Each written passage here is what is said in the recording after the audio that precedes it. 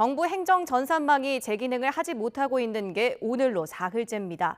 행정안전부는 업무를 시작하는 내일부터 정상화하겠다는 계획을 밝혔는데요. 취재 기자 연결해 봅니다. 최기성 기자. 네, 전국부입니다. 네, 내일 월요일부터 서류 발급 업무가 몰릴 텐데 오늘 중으로 복구 가능한 겁니까? 네, 일단 행안부는 오늘까지 시스템을 복구하는 일이 목표라고 했습니다. 이상민 행안부 장관은 오전에 국가정보자원관리원을 찾아 현장 점검했습니다. 잠시 뒤에는 주민센터를 방문해 전산망이 제대로 작동하는지 확인할 계획입니다. 해외 출장 중이던 이 장관은 어제 조기 귀국했는데 발언을 직접 들어보겠습니다. 저희가 최선을 다해서 월요일에는 국민들께서 사용하시는데 불편함이 없도록 지금까지도 해왔지만 남은 기간 동안 최선을 다할 예정입니다. 행정 전산망 서버와 네트워크 장비가 있는 대전 국가정보자원관리원에는 공무원과 전문가 100여 명이 복구 작업을 진행 중입니다.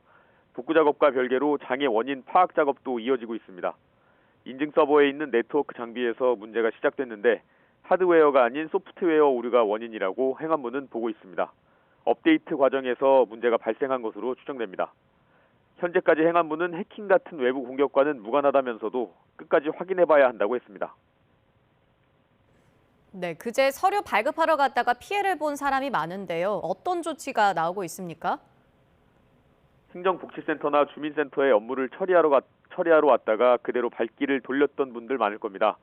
행안부는 우선 세금 납부 기한을 전산망을 복구하는 시점까지 연장하기로 했습니다.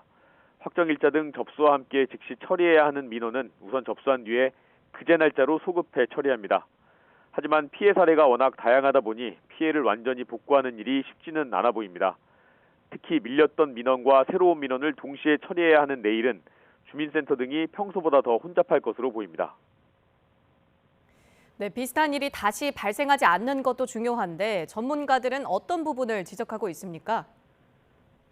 네, 행안부는 현재는 복구와 원인 파악에만 초점을 맞추고 있어서 대책까지는 언급하지 못하고 있는 단계입니다. 사실상 마땅한 대책이 없어서 비슷한 일이 벌어지면 또 똑같은 불편을 겪을 수 있는 겁니다. 전문가들은 서버 가용성을 확보해야 한다고 지적합니다.